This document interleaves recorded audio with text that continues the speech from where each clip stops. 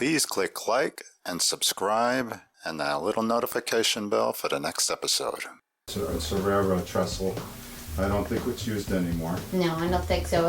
And it's very narrow. And it is original Route 66, Yeah. so that's the exciting part about traveling this if you're a Route 66 buff. That's right. Is that you want to ride on the original road as much as you possibly can. And this is a mural we found in Bristow, right off of Route 66. And this is Bristow. And this is Russ Ribs and Bristow. You're going to see that we pass a bunch of bridges. Yep. We pass through a lot of towns. Bridges that have their own historic significance. Sometimes you'll just pass over and you won't even notice it, but they all have Depew is actually on a loop. Depew is one of those impoverished towns, one of those towns that lost, their a lot of commerce. And so you're going to find there a lot of just storefronts. Yes, and what they did is they drew people in them. And the windows. And this is some original road bed of Route 66. Now cut off and blocked off. This road sort of acts like a service road for these properties here along the road. South towards California, and you look on your right, you're going to see in Depew Route 66, original Route 66 Spurs. Plenty of them up and down. And where it was blocked off, you could see old Route 66, deserted, unused, going all the way up. And then we went to Stroud. In Stroud we saw the Rock Cafe, which is a iconic spot if you want to eat something. Right, and they had murals. Plenty of murals. And this is Stroud, Oklahoma. On a Sunday afternoon. This is the Rock Cafe in Stroud, Oklahoma. And this is a restoration of old Coca-Cola mural. This is a Stroud mural talking about that city, little history. People on the railroad, 1898 when they became a town. Which in a nutshell, Route 66, animal trail, human trail, state trail, international trail, a multi-universe trail. Yes, yes. Well, okay. I'm exaggerating. Yes, you are. A lot more Europeans come on Route 66. So I'm right, it is an international trail. Yes. Route 66 is now an international trail. We're standing on the Ozark Trail here right outside of Stroud. This is the first alignment of Route 66 going to Santa Monica. Route 66 began just trails used by migrating animals.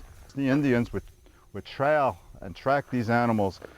Over the centuries, these trails got very worn and were used by humans as well to connect villages.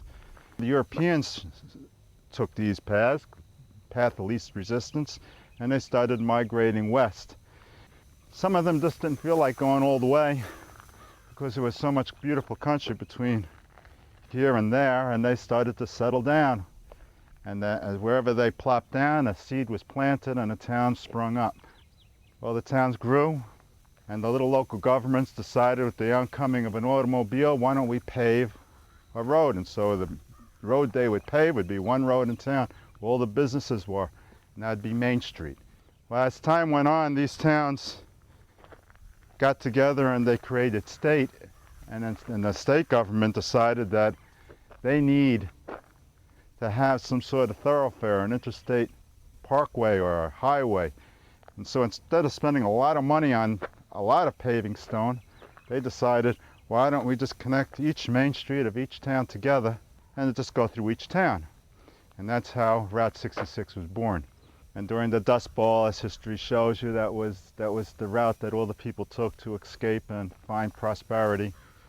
That road being put together in that manner wasn't really the most direct route. Government kept on realigning that road, and every time they realigned it, all those people who were around on the original alignment were all of a sudden without any thoroughfare, without any commerce. The government kept on popping in and kept on putting up new alignments, and every time they did, another business failed and another one popped up. Now we have a whole lot of towns you're going to see on our show, and then you're going to see them suffering. You're going to see them decaying, and a lot of ruins. And that was the result of these alignments.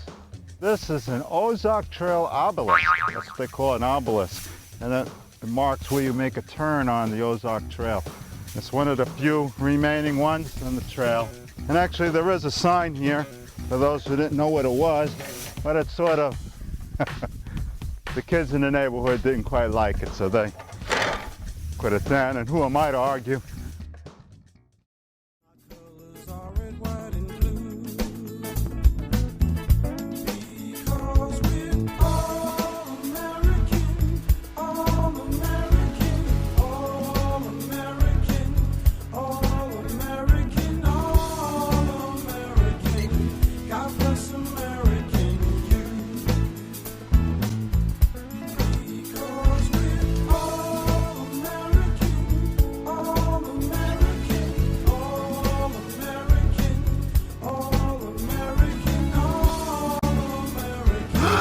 God bless America.